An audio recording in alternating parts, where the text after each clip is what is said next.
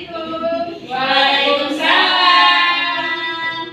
Selamat siang anak-anak. Siang, Bu. Ibu. Oke, sebelum belajar kita beresin dulu yang masih berantakan mobilnya, yang ada sampahnya dibuang dulu ya. Oke, sebelum belajar, mari sama-sama kita membaca doa belajar. Bismillahirrahmanirrahim. Raditu billahi rabba wa bil islami dina wa bi Muhammadin nabiyya wa rasulah. Rabbi zidni ilman warzuqni fahman. Amin. Ibu absen terlebih dahulu ya. Ya, Bu. Indra Rahmawati, Hadiroh. Intan Huria, Hadiroh. Ainul Solihah, Hadiroh. hadir semua ya. Ya, Bu. Ibu punya sedikit motivasi yang bisa kalian lihat. Tanpa keberanian tidak ada kemenangan, tanpa perjuangan tidak ada happy ending.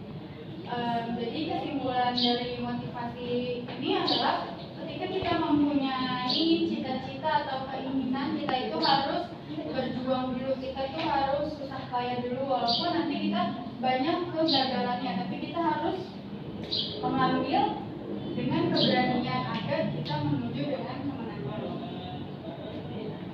Oke, next.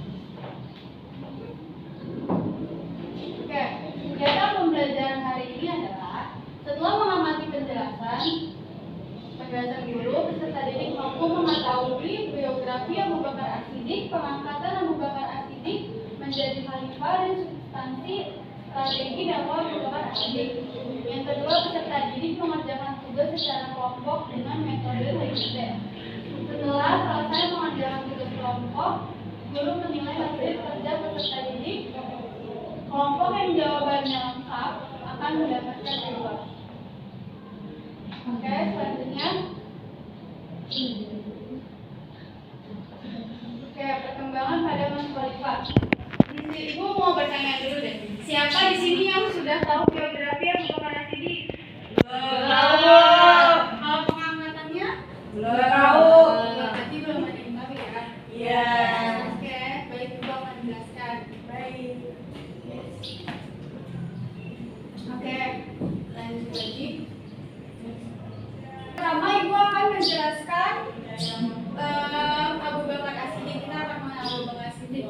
Nama Abu Bakar As-Siddiq sebelum masuk Islam adalah Abdul Ka'bah, dan setelah masuk Islam diganti oleh Rasulullah menjadi Abdullah, yang artinya hamba Allah.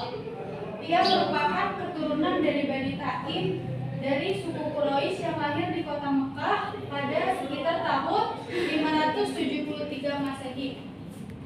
Ayahnya bernama Abu Quhafa Utsman, dan ibunya bernama Salma binti Sakhar.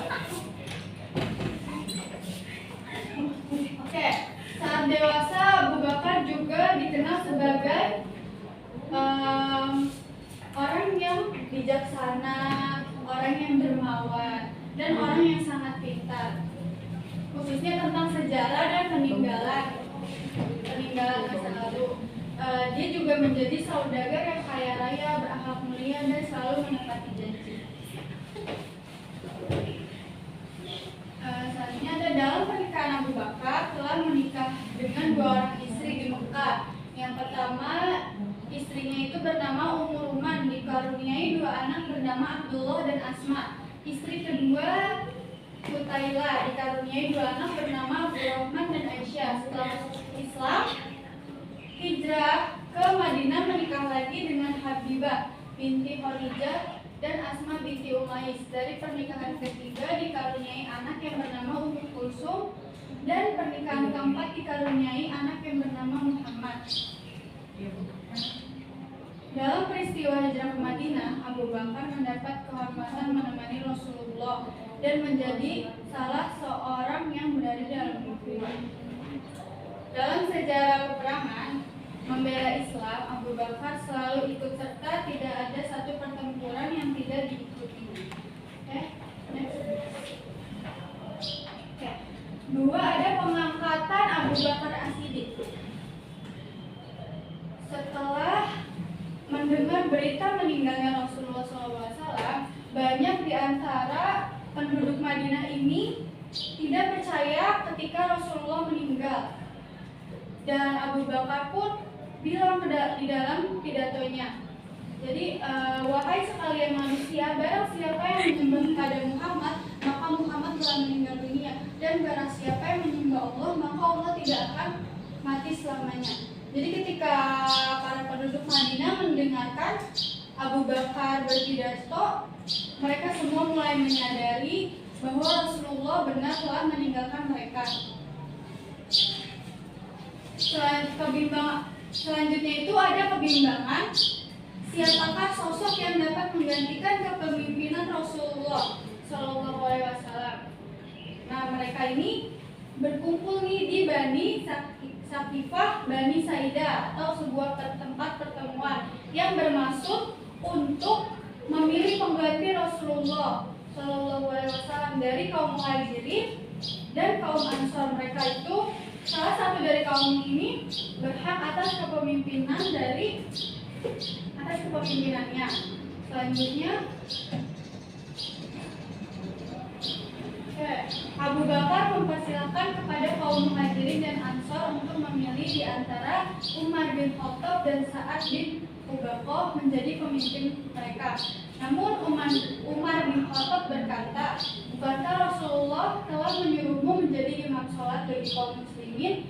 Jika Rasul sudah percaya kepadamu mengenai soal agama, maka kami akan mempercayai engkau untuk urusan dunia. Kami serahkan urusan kepemimpinan ini kepada engkau. Engkaulah orang kedua yang berada dalam dua waktu itu, dan engkaulah orang yang paling dicintai Rasulullah daripada kami. Setelah mendengar perkataan Abu Bakar, semua orang pun berdiskusi dan bermusyawarah, dan akhirnya ditunjuklah Abu Bakar As-Siddiq yang menjadi khalifah pertama setelah meninggalnya Rasulullah. Masa kepemimpinan Abu Bakar yang sangat singkat, yaitu 2 tahun 3 bulan 10 hari, digunakan untuk menata kembali akidah kaum muslimin setelah meninggalnya atau setelah kepergiannya Rasulullah. Abu Bakar wafat pada 21 Jumadil Akhir tahun 13 Hijriah atau 22 Agustus 613 Masehi, setelah menderita sakit selama kurang lebih dari 15 hari. Kemudian beliau dimakamkan di kamar Aisyah di samping makam Rasulullah. Selanjutnya ada strategi dakwah Abu Bakar As-Siddiq. Pertama ini peristiwa Ridha. Setelah meninggalnya Rasulullah kan banyak menimbulkan kemurtadan. Ada juga yang tidak murtad tapi dia tidak mau menunaikan kewajibannya seperti membayar zakat. Nah, Abu Bakar nih udah musyawarah sama sahabat-sahabat yang lainnya bahwa murtad itu nggak boleh dan kita harus tetap membayar zakat, menunaikan zakat. Karena orang-orang di sana ini keras kepala, maka terjadilah perang Ridha. Nah, yang kedua, kodifikasi Al-Quran. Setelah terjadinya peristiwa Ridha, banyak kaum muslimin yang gugur, terutama para penghafal Al-Quran. Kemudian Abu Bakar As-Siddiq langsung menunjuk Zaid bin Sabit untuk memimpin pengumpulan ayat-ayat Al-Quran tersebut. Yang ketiga adalah perluasan wilayah. Perluasan wilayah pada masa Abu Bakar. Yang pertama itu adalah penaklukan kembali dan penyatuan semenanjung Arab. Yang kedua, ekspansi ke Irak dan penaklukan kota-kota penting seperti Hira. Yang ketiga, ekspansi ke Suriah dan kemenangan atas tentara Bizantium di beberapa pertempuran penting. Oke, sekarang Ibu ingin membagi kalian dalam kedua kelompok, dikerjakan dalam waktu 15 menit dengan metode TGT. Jadi nanti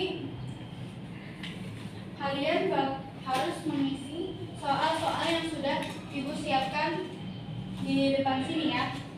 Nanti perwakilan orang maju ke depan, nanti nanti yang nilainya cukup baik, Ibu akan memberikan kalian reward ya.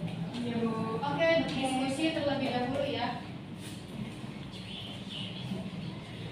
Kita langsung maju kelompok 1 dan kelompok 2. Yo, maju.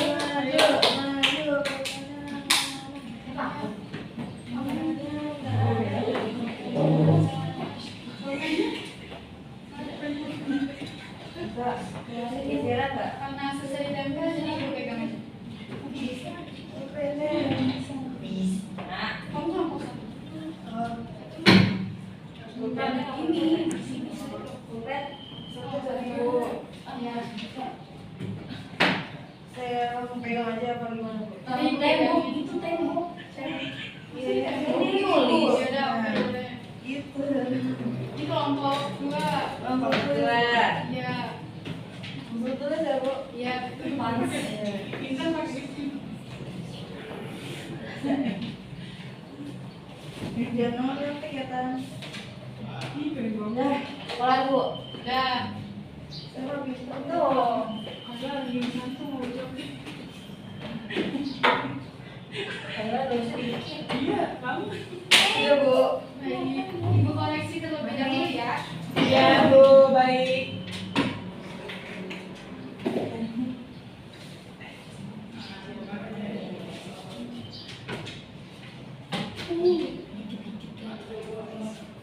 Oke, karena Ibu sudah melihat mana yang paling lengkap jawabannya, coba maju untuk kelompok 1 juara 1.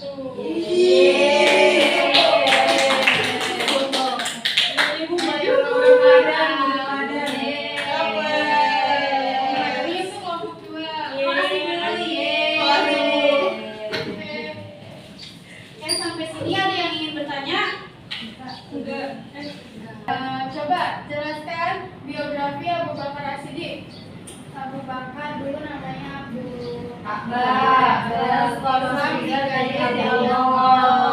Ayahnya bernama Abu Kuhafa Usman, ibunya Salma binti Sa'ad. Abu Bakar juga keturunan dari Bani Taim dari suku Quraisy. Iya. Terus Iya. ada pengangkatan Abu Bakar As-Siddiq. Bagaimana pengangkatan Abu Bakar As-Siddiq?